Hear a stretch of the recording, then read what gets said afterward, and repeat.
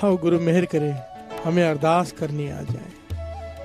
गुरु तेग बहादुर साहब जी बड़ी प्यारी जुगती बताते हैं अरदास की, बहुत ही प्यारी, श्रवण कीजिए। बहुत ही गहरे भाव हैं इस पंक्तियों के, ध्यान से सुनना।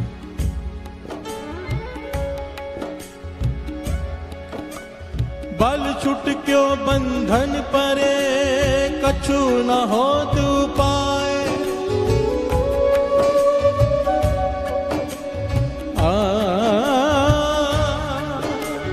बल छुट क्यों बंधन परे, कछु न हो तू पाए।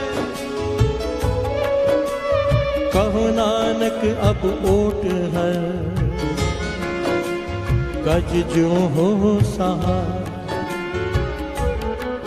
नौवें गुरु नानक गुरु तेग बहादुर जी समझा रहे हैं, ध्यान से सुनना उनकी पंक्तियां वाणी की। बल छुट क्यों बंधन परे, यहाँ पर बल का है आत्मिक बल को, प्यार से बोलिए धन गुरु नानक। बड़ी ध्यान से सुनना, इसकी बहुत जरूरत है यहाँ पर सबको। बल छुट क्यों बंधन परे, आत्मिक बल मेरा खत्म हो गया है, काम क्रोध लोभ मोह अहंकार ने मुझे बांध लिया है। प्यार से बोलिए धन गुरु नानक। ये पातशाह गुरु तेग बहादुर जी अरदास करके हमें समझा रहे हैं कि अरदास करती क्या है, अरदास क्या चमत्कार करती है। बल छुट क्यों बंधन परे, कछु ना हो तू पाए। हे वाहिगुरु, मुझसे कुछ नहीं हो पा रहा है, ये पांचों मुझे लूट रहे हैं, मुझे बांध लिया है बंधनों में, काम ने, क्रोध ने, लोभ ने, मोह ने, अहंकार ने। मेरा बल काम नहीं कर रहा, खत्म हो चुका है आत्मिक बल। जैसे तूने उस हाथी की रक्षा की सी, गुरु तेग बहादुर साहब जी यहाँ पर वो पंक्तियां कह रही हैं। कहो नानक अब ओट हर, गज जो हो सहाय। जिस प्रकार तेंदुओं से हाथी को बचाया था, बंधन मुक्त किया था, मेरे भी बंधन काट दे। प्यार से बोलिए धन गुरु नानक। गुरु तेग बहादुर जी समझा रहे हैं, कहने लगे जब कोई ऐसे अरदास करता है इस प्रकार कि मेरा बल नहीं है, मेरा आत्मिक बल नहीं है, मैं इनसे नहीं बच सकता, तब क्या होता है, श्रवण कीजिए, चमत्कार होता है।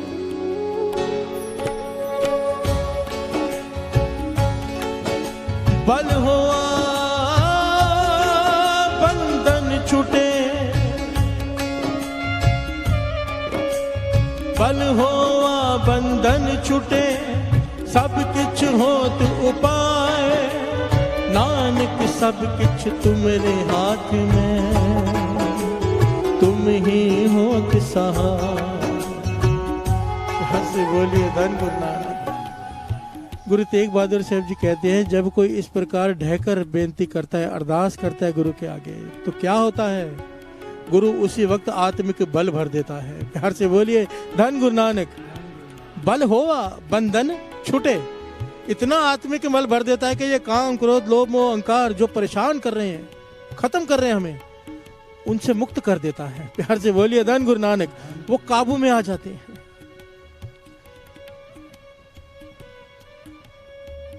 नानक सब कुछ तुम्हारे हाथ में, तुम ही होत सहाय।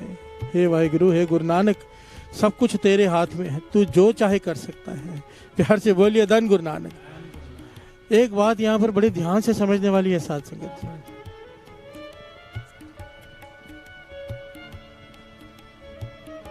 चाहे कोई 100 जन्मों की भक्ति कर ले, चाहे 100 साल तप कर ले, ये पूरा हम हिस्ट्री देख लीजिए।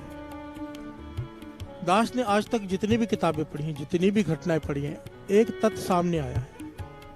आखिर में चाहे योगी हो, चाहे तपस्वी हो, चाहे संत हो, चाहे फकीर हो, जिसने भी पाया है, सारी मेहनत कर करके थक गया। जब कई सालों के जब उसे एहसास हो गया कि मेरे करने से कुछ हो ही नहीं रहा, जन्म बीत गए, कई साल हो गए बंदगी करते हुए, वो नहीं मिला, आखिर में अरदास करता है वो।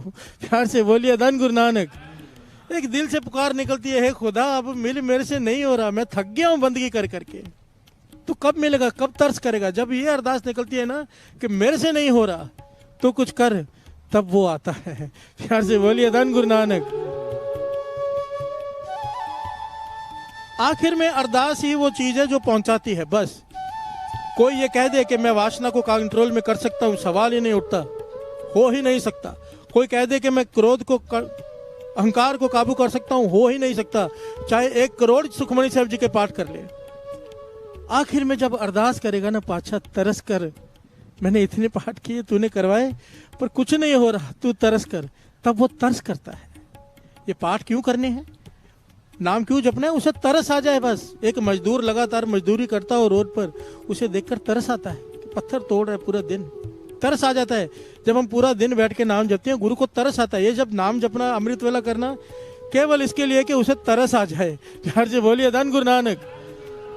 क्योंकि मिलाएगी तो एक अरदास बस, और अरदास अक्षरों की मोहताज नहीं। प्यार से बोलिए धन गुरु नानक। अरदास जो भीतर से निकले, पुकार, जैसे एक आदमी डूब रहा हो नदी में, वो कैसे चिल्लाता है, वो होती है अरदास। प्यार से बोलिए धन गुरु नानक। इस प्रकार से जब तक अरदास पुकार नहीं निकलती, तब तक नहीं सुनता वो।